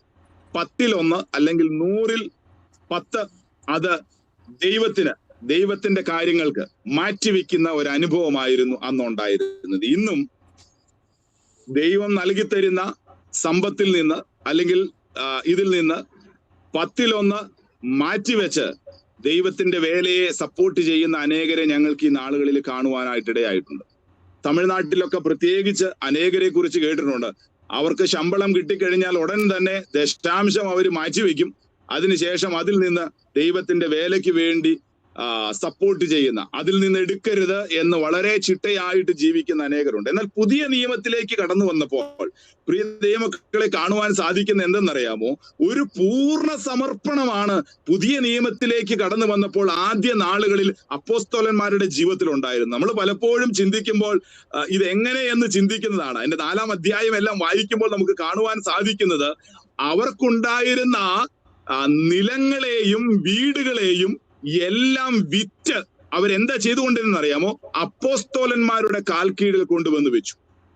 അങ്ങനെ ഓരോ കാര്യങ്ങൾ അവിടെ സംഭവിച്ചുകൊണ്ടിരിക്കുക. അതിനുശേഷം അവിടെ എഴുതിയിരിക്കുന്ന ഒരു കാര്യമുണ്ട്, അവരിൽ ആർക്കും അവിടെ പറഞ്ഞിരിക്കുന്നത് യേശുവിന്റെ അതിന്റെ 4-ാം അധ്യായം 33-ാം വാക്യം മുതൽ അപ്പോസ്തലന്മാർ മഹാശക്തിയോടെ കർത്താവായ യേശുവിന്റെ പുനരുദ്ധാനത്തിന് സാക്ഷ്യം പറഞ്ഞു വന്നു. എല്ലാവർക്കും ധാരാളം കൃപ ലഭിച്ചിരുന്നു. മുട്ടുള്ളവർ ആരും അവരിൽ ഉണ്ടായിരുന്നില്ല. നിലങ്ങളുടെയോ വീടുകളുടെയോ ഉടമസ്ഥന്മാർ ഒക്കെയും അവയെ വിറ്റ് വില കൊണ്ടുവന്ന അപ്പോസ്തലന്മാരുടെ കാൽക്കൽ വയ്ക്കും. പിന്നെ ഓരോരുത്തൻ അവനവന്റെ ആവശ്യം പോലെ വിഭാഗിച്ചു കൊടുക്കും. ഈ സമയത്ത് തന്നെ പ്രബോധനപുത്രൻ എന്ന അർത്ഥമുള്ള ബർണബാസ് എന്ന് അപ്പോസ്തലന്മാർ മറുപേർ വിളിച്ച കുപ്രോസ് ദ്വീപുകാരനായ യോസഫ് എന്നൊരു ലേവ്യക്കാരൻ, മനസ്സിലായി, ലേവ്യ കുടുംബത്തിൽ, പുരോഹിത കുടുംബത്തിൽപ്പെട്ട ഒരുവനും അവനുള്ളതെല്ലാം വിറ്റ് ഇങ്ങനെ അനേകര് അവരുടെ ജീവിതത്തെ കൊണ്ടുപോയി സമർപ്പിക്കുക. ഞാനിവിടെ പറയുന്നതിന്റെ കാരണം പ്രിയ ദൈവമക്കളെ, ഇവിടെ ഒരു പൂർണ്ണ സമർപ്പണമാണ് ഇവിടെ കാണുന്നത്. അല്ലാതെ നമുക്കുള്ളതെല്ലാം കൊണ്ടുപോയി വിറ്റ് പള്ളി കൊണ്ടുപോയോ സുവിശേഷ വേലയ്ക്കോ കൊണ്ടുപോയി കൊടുക്കണമെന്നല്ല ഞാൻ പറയുന്നത്. ഇവിടെ പറയുന്നതിന്റെ ഏറ്റവും വലിയ കാര്യം നമുക്കിവിടെ കാണുവാൻ സാധിക്കുന്നത്, ആ അപ്പോസ്തലന്മാരുടെ കാലഘട്ടത്തിൽ അവർക്കുണ്ടായ പൂർണ്ണ സമർപ്പണമാണ്. പഴയ നിയമത്തിൽ ദശാംശമായിരുന്നുവെങ്കിൽ പഴയ നിയമത്തിൽ പുതിയ നിയമത്തിലേക്ക് ഒരു പൂർണ്ണ സമർപ്പണമാണ് നമുക്ക് കാണുവാനായിട്ട് സാധിക്കുന്നത്. അതെന്തെന്ന് വെച്ചാല് ഇന്നത്തെ ഒരു ജീവിതം തന്നെ നാം എടുത്തു നോക്കുമ്പോൾ നമുക്കുള്ളതെല്ലാം അത് ദൈവത്തിൻ്റെതാണ് എന്നുള്ള സമർപ്പണമാണ്. അതിനുശേഷം എന്താ ചെയ്യുന്നതെന്നറിയാമോ? ഇന്ന് ഞാൻ കഴിഞ്ഞ ദിവസം ഒരു ദൈവദാസൻ പ്രസംഗിച്ച സമയത്ത് പ്രകാരം പറയുവാനുണ്ടായി, ഓരോ കാര്യങ്ങളും ദൈവത്തിന്റെ കരത്തിലേക്ക് ഏൽപ്പിച്ചു കൊടുക്കണം. എങ്ങനെയാണ്? ദൈവമേ, എനിക്കുള്ളത് മുഴുവൻ നിന്റേതാണ്. അങ്ങനെ നാം കൊണ്ടുപോയി സമർപ്പിക്കുമ്പോൾ പിന്നെ നമ്മുടെ ഇഷ്ടമനുസരിച്ച് ഉപയോഗിക്കാനായിട്ട് സാധ്യമല്ല. എന്ത് കാര്യം ചെയ്യുമ്പോഴും എന്താ ചെയ്യണ്ടേ? എനിക്കൊരു കാറ് മേടിക്കണം, അല്ലെങ്കിൽ എനിക്കൊരു വീട് പണിയണം, എനിക്കൊരു കാര്യങ്ങൾ എന്റെ ജീവിതത്തിൽ ചെയ്യണം. അപ്പോൾ ആരോട് അഭിപ്രായം ചോദിക്കുന്നതെന്നറിയാമോ? ദൈവത്തോട് പെർമിഷൻ ചോദിച്ചിട്ടാണ്. നന്ദിയോടെ സ്തോത്രം. കാരണം എനിക്കുള്ളത് ആരുടെയാണ്? ഞാനും എന്റേതും എന്റെ ദൈവത്തിൻ്റെതാണ്. അതാണ് ഒരു ദൈവ പൈതലിന്റെ ജീവിതം എന്നുള്ളത്. ഓരോ കാര്യം ചെയ്യുമ്പോഴും അവൻ ദൈവത്തോട് പെർമിഷൻ ചോദിച്ചിട്ടാണ് കാര്യങ്ങൾ ചെയ്യുന്നത്. കാരണം അവനെ തന്നെ ദൈവത്തിന്റെ കരങ്ങളിലേക്ക്, അവനെയും അവനുള്ളതിനെയും ദൈവത്തിന്റെ കരങ്ങളിലേക്ക് സമർപ്പിച്ചതാണ്. നന്ദിയോടെ സ്തോത്രം. പക്ഷെ ഇവിടെ ഉള്ളത് എന്താണെന്നറിയാമോ പ്രിയ ദൈവമക്കളെ? ഭാഗികമായ ഒരു സമർപ്പണമാണ്. ഇതെല്ലാം കണ്ടുകൊണ്ട് അനന്യാസിന്റെയും സഫീറയുടെയും ജീവിതത്തിൽ അനേകര് ക്രിസ്തുവിങ്കിലേക്ക് കടന്നു വരുന്നത് കണ്ടുകൊണ്ട് കർത്താവിന്റെ അടുക്കിലേക്ക് കടന്നു വരാൻ അനേകരുണ്ട്. അനേകര് സമർപ്പിക്കുന്നത് കണ്ടുകൊണ്ട് എഴുന്നേറ്റ് നിന്ന് സമർപ്പിക്കുന്ന അനേകരുണ്ട്. അനേക കൺവെൻഷനുകൾ നമ്മൾ കണ്ടിട്ടുണ്ട്. എല്ലാവരും എഴുന്നേൽക്കുമ്പോൾ ഞാനും അങ്ങോട്ട് എഴുന്നേറ്റ് സമർപ്പിച്ചേക്കാം എന്ന രീതിയിൽ സമർപ്പിക്കുന്നവരെ നിങ്ങൾ ചിലപ്പോൾ കണ്ടിട്ടുണ്ടാകും. പ്രിയ ദൈവമക്കളെ, അങ്ങനെയല്ല.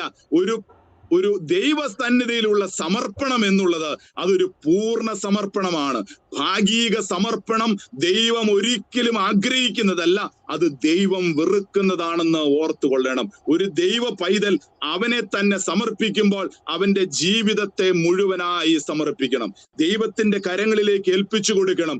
കുറച്ച് എന്റെ ഇഷ്ടത്തിന് ജീവിപ്പാനും ബാക്കിയുള്ളത് ദൈവത്തിന്റെ ഇഷ്ടത്തിന് ജീവിപ്പാനുമല്ല, നമ്മെ തന്നെ ദൈവത്തിന്റെ കരങ്ങളിലേക്ക് ഏൽപ്പിച്ചു കൊടുത്തുകൊണ്ട് പൂർണ്ണമായി ദൈവഹിതത്തിന് ജീവിപ്പാൻ കർത്താവെ എന്നെ തന്നെ തരുന്നു എന്ന് പറഞ്ഞ് ദൈവത്തിന്റെ കരങ്ങളിലേക്ക് ഏൽപ്പിക്കണം. അപ്പോഴാണ് പ്രിയ ദൈവമക്കളെ പരിശുദ്ധാത്മാവ് നമ്മെ വഴി നടത്തുന്നത്. അവന്റെ കൽപ്പനകളെ പ്രമാണിപ്പാൻ തക്കവണ്ണം ദൈവം നമ്മളെ ഇടയാക്കുന്നത് അങ്ങനെയാണ്. ഇവിടെ സംഭവിച്ചത് എന്താണെന്നറിയാമോ? അനന്യാസും സഫീറയും അവരുടെ നിലം വിറ്റു. അവർ നിലം വിറ്റ് മറ്റുള്ളവർ ചെയ്യുന്നത് പോലെ അവരും ഒരു കാര്യം ചെയ്യുവാനായിട്ട് തീരുമാനിച്ചു. പക്ഷെ അവർ കൂടിയിരുന്ന് നിലം വിറ്റ് കഴിഞ്ഞപ്പോൾ ഒരു ആലോചന, ഒരു ചിന്ത, ഇതൊക്കെ കൊണ്ടുപോയി ഈ ശിഷ്യന്മാരുടെ പാദപീഠത്തിൽ കൊണ്ടുപോയി വെച്ചാൽ നമ്മൾ ഇതെല്ലാം ഫെയിലായി കഴിഞ്ഞാൽ നമ്മൾ പട്ടിണി കിടക്കേണ്ടി വരുമോ? ഇതൊക്കെ എത്ര നാള് നടക്കുമെന്ന് നമുക്കറിയാമോ? വിശ്വാസത്തിന്റെ കുറവ് സംഭവിക്കുക അവിടെ കേട്ടോ. അവരുടെ ജീവിതത്തിൽ വിശ്വാസത്തിന്റെ കുറവ് സംഭവിക്കുക. ഞങ്ങൾ അതിന് ഹിന്ദിയിൽ അധൂര വിശ്വാസം എന്ന് പറയും. ഭാഗികമായ വിശ്വാസം, അല്പവിശ്വാസം. അല്പവിശ്വാസിയെ എന്ന് കർത്താവ് വിളിക്കുന്നുണ്ട്. അല്പവിശ്വാസം. എന്നാൽ കർത്താവ് ആഗ്രഹിക്കുന്ന കടുകുമണിയോളമുള്ള വിശ്വാസമാണ്. ഇന്ന് പലപ്പോഴും പല വിഷയങ്ങളിലും നമുക്ക് വിശ്വാസം കുറവാണ്. ഇവരുടെ ജീവിതത്തിലും വിശ്വാസത്തിന്റെ യഥാർത്ഥ പടവുകളിലേക്ക് കയറി ചെല്ലുവാൻ സാധിക്കാത്ത, മറ്റുള്ളവർ ചെയ്യുന്നത് കണ്ടുകൊണ്ട് ഒരു തന്ത്രം അവർ മെനയുകയാണ്. നമ്മൾ ബാക്കിയുള്ളത് കുറെ എടുത്തു വെച്ചിട്ട് കുറച്ചു കൊണ്ടുപോയി ശിഷ്യന്മാരുടെ കാൽ കീഴെ വെക്കാം. രണ്ടുപേരും പറഞ്ഞൊത്തു.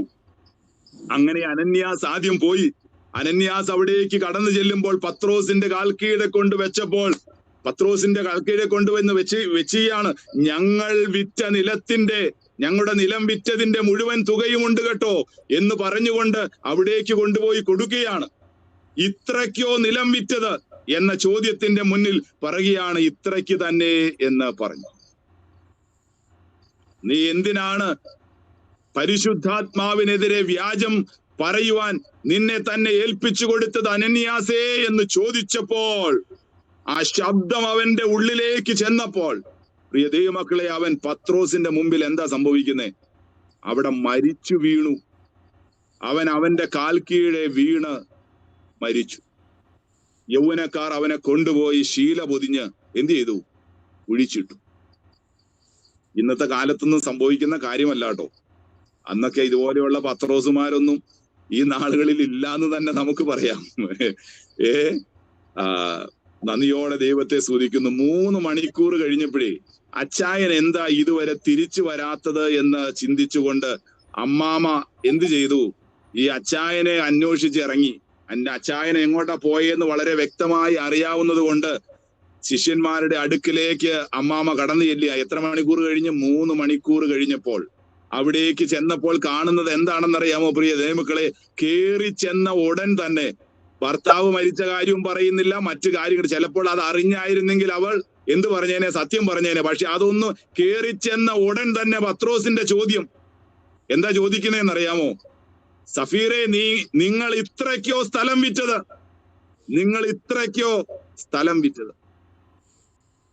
നേരത്തെ പറഞ്ഞൊത്തിട്ടുണ്ടായിരുന്നു. എന്താണെന്നറിയാം? ഭാര്യയും ഭർത്താവും പലപ്പോഴും പറഞ്ഞൊക്കുന്ന ഒരു കാര്യമാണ്. എന്താ സാധാരണ പറഞ്ഞൊക്കുന്നത്? കഴുത്തു പോയാലും എന്ത് ചെയ്യരുത്? നമ്മൾ ഒളിച്ചു വെച്ച കാര്യം പറഞ്ഞേക്കല്ല കേട്ടോ. കഴുത്തു പോയാലും ഒളിച്ചു വെച്ചേക്കണ കാര്യം പറഞ്ഞേക്കല്ല. ഭാര്യയും ഭർത്താവും കൂടി ഒത്തിട്ടാ വന്നിരിക്കുന്നത്. ഇത് പറഞ്ഞപ്പോൾ പത്രോസ് ഒരു ചോദ്യം ചോദിച്ചു. ഇപ്രകാരം ചോദിച്ചു: ദൈവത്തിന്റെ ആത്മാവിന്റെ നേരെ ദോഷം ചിന്തിപ്പാനായിട്ട് നിങ്ങൾ ഒത്തത് എന്ത്? അവിടെ പറയുന്നുണ്ട്.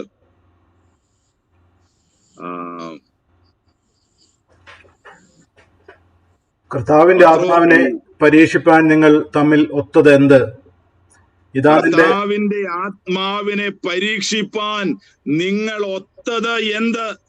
ഇത് വിൽക്കും മുമ്പേ നിന്റേതല്ലായിരുന്നോ, നിങ്ങളുടേതല്ലായിരുന്നോ? ഇത് വിറ്റ ശേഷവും നിങ്ങളുടേതല്ലായിരുന്നോ? നിങ്ങൾക്ക് തോന്നും പോലെ ചെയ്യാൻ പാടില്ലായിരുന്നോ? പക്ഷേ ദൈവത്തിന്റെ സന്നിധിയിലേക്ക് വന്നുകൊണ്ട് വ്യാജം കാണിച്ച് നിങ്ങളെ തന്നെ പൂർണ്ണമായി സമർപ്പിക്കുന്നത് പോലെ വ്യാജം കാണിച്ചതെന്ത്? തന്റെ ലംഘനങ്ങളെ മറച്ചു വെക്കുന്നവന് ശുഭം വരികയില്ല. അവ ഏറ്റു പറഞ്ഞുപേക്ഷിക്കുന്നവനാണ് കരുണ ലഭിക്കുന്നത്. ഒരു ഭാഗികമായ സമർപ്പണമാണ്. പ്രിയ ദൈവമക്കളെ, ഒരിക്കലും ദൈവത്തെ കളിപ്പിക്കുവാൻ സാധ്യമല്ല. മനുഷ്യനെ കളിപ്പിക്കാം, കൂട്ടായ്മ ലീഡ് ചെയ്യുന്നവരെ കളിപ്പിക്കാം, പാസ്റ്ററെ കളിപ്പിക്കാം, അച്ഛന്മാരെ കളിപ്പിക്കാം. പക്ഷെ ദൈവത്തെ കളിപ്പിക്കാനായിട്ട് സാധ്യമല്ല. ദൈവത്തിന്റെ വചനം പറയുന്നത് അവന്റെ മുൻപിൽ സകലവും നഗ്നതും മലർന്നതുമായി കിടക്കുന്നു. നന്ദിയോടെ ദൈവത്തെ സ്തുതിക്കുന്നു. അവനിൽ മറഞ്ഞിരിക്കുന്നതൊന്നുമില്ല. പത്രോസിന്റെ ജീവിതം, എന്റെ സമയം മുന്നോട്ടില്ലാത്തത് കൊണ്ട് ഞാൻ പറയട്ടെ, പത്രോസിന്റെ ജീവിതം നമുക്ക് കാണുവാൻ സാധിക്കും. അവൻ തെറ്റ് ചെയ്തില്ലേ? കർത്താവിനെ 3 തവണ തള്ളി പറഞ്ഞില്ലേ? ലംഘനം അവന്റെ ജീവിതത്തിലും വന്നതല്ലേ? പക്ഷെ ഒരു നോട്ടം കർത്താവ് പത്രോസിനെ നോക്കിയപ്പോൾ അവൻ പൊട്ടിക്കരഞ്ഞു, അവൻ തലതല്ലി കരഞ്ഞു, അവനെ തന്നെ ദൈവത്തിന്റെ കരങ്ങളിലേക്ക് ഏൽപ്പിച്ചു കൊടുത്തു. ലോകത്തിലുള്ള ഈ ശുശ്രൂഷയെ ലീഡ് ചെയ്യുവാൻ, ശിഷ്യന്മാരെ ലീഡ് ചെയ്യുവാൻ തക്കവണ്ണം അവനെ ദൈവം വീണ്ടും എടുത്തുപയോഗിച്ചു. ഒറ്റ പ്രസംഗത്തിൽ 3000-ഓളം പേര് രക്ഷിക്കപ്പെടുന്ന അവസ്ഥയിലേക്ക്, സ്നാനമേൽക്കുന്ന അവസ്ഥയിലേക്ക് കടന്നു വരുവാൻ തക്കവണ്ണം പ്രിയ ദൈവമക്കളെ പത്രോസിനെ ദൈവം മാറ്റി. എന്താ? അവന്റെ ലംഘനത്തെ മറച്ചു വെക്കാതെ അത് ഏറ്റുപറയുക മാത്രമല്ല, അതിനെ ഉപേക്ഷിക്കുകയും കൂടി ചെയ്തു. എന്താ സംഭവിക്കുന്നത്? പത്രോസിന്റെ ജീവിതത്തിൽ അറിയാം, അവന്റെ നിഴല് തട്ടിയവര് വരെ എന്തായെന്നറിയാം, സൗഖ്യമായി എന്ന ദൈവത്തിന്റെ വചനത്തിൽ നാം കേൾക്കുന്നു. ഞാൻ എന്റെ വാക്കുകൾ ഇവിടെ നിർത്തുവാനായിട്ട് ആഗ്രഹിക്കുകയാണ്. ഒരു പൂർണ്ണ തുറന്ന പുസ്തകമായി നാം എവിടെ എങ്ങനെ എന്നുള്ളതല്ല കേട്ടോ, നാം ഏത് സഭയിൽ എന്നുള്ളതല്ല, നാം ഏത് കൂട്ടായ്മയിലുള്ളതെന്നല്ല. നമുക്ക് ദൈവം നൽകി തന്ന ദൈവത്തിന്റെ വചനമുണ്ട്. അത് പ്രമാണിപ്പാൻ തക്കവണ്ണം നാം നമ്മെ തന്നെ ഏൽപ്പിച്ചു കൊടുക്കണം. ഒരു തുറന്ന പുസ്തകമായി ദൈവത്തിന്റെ കരങ്ങളിലേക്ക് നമ്മെ തന്നെ ഏൽപ്പിച്ചു കൊടുക്കണം. ഒരു കാര്യം എപ്പോഴും ഓർത്തുകൊള്ളണം, എന്നെ കാണുന്ന ഒരു കർത്താവുണ്ട്. ഞാൻ പറഞ്ഞിട്ടുള്ള ഒരു കാര്യമാണെന്ന് എനിക്ക് തോന്നുന്നത്. ഈ സാഹചര്യത്തിൽ മാത്രം ഞാൻ പറയുകയാണ്. എൻ്റെ ഒരു സ്നേഹിതനുണ്ടായിരുന്നു. അദ്ദേഹത്തിന്റെ ചെറുപ്പത്തിലെ തന്റെ കൂട്ടുകാരിൽ നിന്ന് കിട്ടിയതാണ് പുകവലി ശീലം. പിതാവിന് അറിയത്തില്ല, മാതാവിന് അറിയത്തില്ല, സഹോദരങ്ങൾക്ക് അറിയത്തില്ല. പുകവലിക്കുന്നവര് മറ്റുള്ളവര് കാണാതെ വലിക്കുന്നത് എവിടെ ഇരുന്നാ വലിക്കുന്നതെന്ന് നിങ്ങൾക്ക് അറിയാം. സാധാരണ എവിടെയാ? ആരും കാണാതെ വലിക്കുന്നവരുടെ എവിടെ ഇരുന്നാ ഒന്ന് പറയാമോ? എനിക്ക് കേൾക്കാൻ പറ്റിയില്ലെങ്കിലും ചുണ്ടുകൊണ്ടുള്ള ഇതുകൊണ്ട് എനിക്ക് മനസ്സിലായി. ജോയി ചേട്ടൻ പറഞ്ഞത് ബാത്റൂമിന്റെ ഉള്ളിലിരുന്നാണ്. എനിക്കറിയത്തില്ല, ഞാനൊന്നും അങ്ങനെ എന്റെ ജീവിതത്തിൽ അങ്ങനെ ഒരു സ്വഭാവം ദൈവത്തിന്റെ കൃപയാലൊന്നും വന്നിട്ടില്ല. പക്ഷെ പ്രിയ ദൈവമക്കളെ, അനേകര് പറഞ്ഞു കേട്ടിട്ടുണ്ട് അങ്ങനെയൊക്കെയാണ്. എന്റെ സുഹൃത്തും പറഞ്ഞത് ഇങ്ങനെ തന്നെ, അവന്റെ സാക്ഷ്യത്തിൽ പറഞ്ഞതാ. ഈ ബാത്റൂമൊക്കെ അന്ന് പുറത്താണല്ലോ, വീടിന് വെളിയിലാണല്ലോ. അപ്പോൾ അന്ന് അദ്ദേഹം ഇതിന്റെ ഉള്ളിൽ ഇങ്ങനെ വലിച്ചുകൊണ്ടിരിക്കുമ്പോൾ വെന്റിലേഷനിലൂടെ പുക വരുന്നത് പുറത്തുനിന്ന് വീട്ടിലേക്ക് കയറി വരുന്ന പിതാവ് കാണുകയാണ്. ബാത്റൂമിന്റെ അങ്ങോട്ട് നോക്കിയപ്പോൾ വെന്റിലേഷനിലൂടെ പുക വരുന്നു. ഇതെന്താണ് ഈ വെന്റിലേഷനിലൂടെ പുക വരുന്നത് എന്ന് ശ്രദ്ധിച്ചുകൊണ്ട് മാറി നിന്ന പിതാവ് കാണുന്നത് തന്റെ മകൻ പുറത്തേക്ക് ഇറങ്ങി വരുന്നതാണ്. ഒന്നും മിണ്ടിയില്ല. പ്രിയ ദൈവമക്കളെ, അന്ന് അവർ ഒരുമിച്ചിരുന്ന് ആഹാരം കഴിക്കുകയും ഒരുമിച്ചിരുന്ന് പ്രാർത്ഥിക്കുകയെല്ലാം ചെയ്യുന്ന ഒരു കുടുംബം തന്നെയാണ്. എന്നാൽ പ്രിയ ദൈവമക്കളെ, അവർ ഒരുമിച്ച് ആഹാരം കഴിച്ചുകൊണ്ടിരുന്നപ്പോൾ ഇപ്രകാരം പറഞ്ഞു, ഏലിയാമ്മ എന്ന പേര്. പ്രിയ ദൈവമക്കളെ, അമ്മയോട് വിളിച്ചുകൊണ്ട് പറഞ്ഞു, ഏലിയാമ്മേ, എടി, നമ്മുടെ പുറത്തുള്ള ബാത്റൂമിന് ഒരു ചിമ്മിനി പണിയേണ്ടത് വളരെ ആവശ്യമാണ്. ഞാൻ ഇന്ന് അതിലൂടെ പുക വരുന്നത് കണ്ടു എന്ന് പറഞ്ഞു. പ്രിയ ദൈവമക്കളെ, അപ്പോൾ തന്നെ എന്റെ സുഹൃത്തിന് കാര്യം പിടികിട്ടി. ആര് കണ്ടുപിടിച്ചു? ആരും കാണുന്നില്ല എന്ന് ഓർത്തുകൊണ്ട് പൂച്ച കണ്ണടച്ച് പാല് കുടിക്കും എന്ന് പറയുന്നത് പോലെ ആരും കാണില്ല എന്ന് ചിന്തിച്ചുകൊണ്ട് ചെയ്തത് കണ്ടുപിടിച്ചു. ഞാൻ പറഞ്ഞത് എന്താണെന്ന് വെച്ചാൽ ഒരു ചെറിയ സംഭവം ഞാൻ പറഞ്ഞതേ ഉള്ളൂ. പലപ്പോഴും പ്രിയ ദൈവമക്കളെ, നമ്മുടെ ദൈവം സകലതും കാണുന്നു. അവന് മുന്നിൽ മറഞ്ഞിരിക്കുന്നത് ഒന്നുമില്ല. സകലവും അവന് മുന്നിൽ നഗ്നവും മലർന്നതുമായി കിടക്കുന്നു. ഒരു ദിവസം നാം ദൈവത്തിന്റെ സന്നിധിയിലേക്ക് ചെല്ലണം. കടന്നു ചെല്ലുമ്പോൾ എന്റെ വിശ്വസ്ത ദാസനെ എന്നുള്ള വിളി കേൾക്കണമെങ്കിൽ, എന്റെ വിശ്വസ്ത മകനെ എന്നുള്ള വിളി കേൾക്കണമെങ്കിൽ, പ്രിയ ദൈവമക്കളെ, ഈ ലോകത്തിൽ ഒരു ചെറിയ ജീവിതം ദൈവം നമുക്ക് നൽകി തന്നിരിക്കുകയാണ്. നന്ദിയോടെ സ്തോത്രം ചെയ്യുന്നു. ഈ ഒരു ചെറിയ ജീവിതം കർത്താവിന്റെ കരങ്ങളിലേക്ക് സമർപ്പിച്ചു കൊടുക്കാം. അമേരിക്കയിൽ ആയിക്കോട്ടെ, എവിടെ ആയിക്കോട്ടെ, എപ്പോഴാണ് മരണം സംഭവിക്കുന്നതെന്ന് അറിയത്തില്ല. ഹല്ലേലൂയ. എപ്പോഴാണ് ഈ ലോകം വിടേണ്ടതെന്ന് അറിയത്തില്ല. എന്നാൽ നാം നമ്മെ തന്നെ ഏൽപ്പിച്ചു കൊടുത്തുകൊണ്ട്, എന്റെ കർത്താവേ, എന്നെ നിന്റെ കരങ്ങളിലേക്ക് ഏൽപ്പിച്ചു തരുന്നു. നീ എന്നെ അറിയുന്നല്ലോ. എന്റെ ലംഘനത്തെ ഞാൻ മറച്ചു വെക്കുവാനല്ല കർത്താവേ, അവയെ നിന്റെ സന്നിധിയിൽ ഏറ്റു പറഞ്ഞ് അവയെ ഉപേക്ഷിച്ച ഒരു ക്രിസ്തീയ ജീവിതം, പരിശുദ്ധാത്മാവിൽ നിയന്ത്രിക്കപ്പെടുന്ന ഒരു ക്രിസ്തീയ ജീവിതം നയിപ്പാൻ എന്നെ തന്നെ നിന്റെ കരങ്ങളിലേക്ക് ഏൽപ്പിക്കുന്നു എന്ന് പറഞ്ഞ്, കർത്താവേ, നിന്റെ കരങ്ങളിലേക്ക് ഞങ്ങളെ തന്നെ സമർപ്പിക്കുന്നു. നീ ഞങ്ങളെ അനുഗ്രഹിക്കണമേ അപ്പച്ച. നിന്റെ തിരുക്കരത്താൽ ഞങ്ങളെ പൊതിയണമേ. നിന്റെ കൃപയാൽ ഞങ്ങളെ ബലപ്പെടുത്തണമേ. നിനക്കായി ജീവിപ്പാൻ എന്റെ കർത്താവേ നീ ഞങ്ങളെ സഹായിക്കണമേ. കർത്താവേ, ഞങ്ങൾ ഒരിക്കലും ആഖാന്റെ ജീവിതത്തെ പോലെ ആകുവാൻ ഇടയാകാതെ, ഞങ്ങളെയും ഞങ്ങളുടെ കുടുംബത്തെയും നശിപ്പിക്കുന്ന ഒരവസ്ഥയായി തീരുവാൻ ഇടയാകാതെ, ദാവീദിനെ പോലെ ദൈവത്തിന് ഹൃദയപ്രകാരമുള്ള ഒരു മനുഷ്യനായി ജീവിച്ച് അവന്റെ ഹിതം ചെയ്യുവാൻ തക്കവണ്ണം കർത്താവെ ഞങ്ങളെ നിന്റെ കരങ്ങളിലേക്ക് സമർപ്പിക്കുകയാണ്. അനന്യാസിനെയും സഫീറയെ പോലെയുമായി കർത്താവെ ഞങ്ങൾ നശിച്ചു പോകുവാനിടയാകാതെ, ഞങ്ങൾ നഷ്ടപ്പെട്ടു പോകുവാനിടയാകാതെ, പരിശുദ്ധാത്മാവിന് വിരോധമായി ചിന്തിക്കാൻ ഇടയാകാതെ, പത്രോസിനെ പോലെ ഞങ്ങളുടെ ജീവിതം യേശുവിന്റെ കരങ്ങളിലേക്ക് സമർപ്പിച്ചു കൊടുത്തുകൊണ്ട് ജീവിപ്പാനുള്ള കൃപയെ നീ ഞങ്ങൾക്ക് തരണമേ കർത്താവെ. ഞങ്ങളെ നീ അവിടുന്ന് എടുത്തുപയോഗിക്കണമേ. തിരുക്കരത്തിലേക്ക് സമർപ്പിക്കുന്നു. പ്രാർത്ഥന കേട്ടതിനായി സ്തോത്രം. ഞങ്ങളെ അനുഗ്രഹിച്ചതിനായി സ്തോത്രം. ഞങ്ങളോട് സംസാരിച്ചതിനായി സ്തോത്രം ചെയ്യുന്നു കർത്താവേ. സകലവും ഞങ്ങൾക്ക് വേണ്ടി ജീവൻ വെച്ച അൻപുള്ള യേശു ക്രിസ്തുവിൻ മഹത്വമുള്ള നാമത്തിൽ അപേക്ഷിക്കുന്നത് കൃപയോടെ കേട്ട് ഉത്തരമരുളണമേ. ദൈവം നമ്മെ ഓരോരുത്തരെയും ധാരാളമായി അനുഗ്രഹിക്കട്ടെ. ജീവിതം വേദനയിൽ ശോഭിക്കുന്നു നിശ്ചയം യേശു ഭക്തർ, ശോഭിക്കുന്നു നിശ്ചയം യേശു ഭക്തർ. ജീവിതം വേദനയിൽ ശോഭിക്കുന്നു നിശ്ചയം യേശു ഭക്തർ, ശോഭിക്കുന്നു നിശ്ചയം യേശു ഭക്തർ.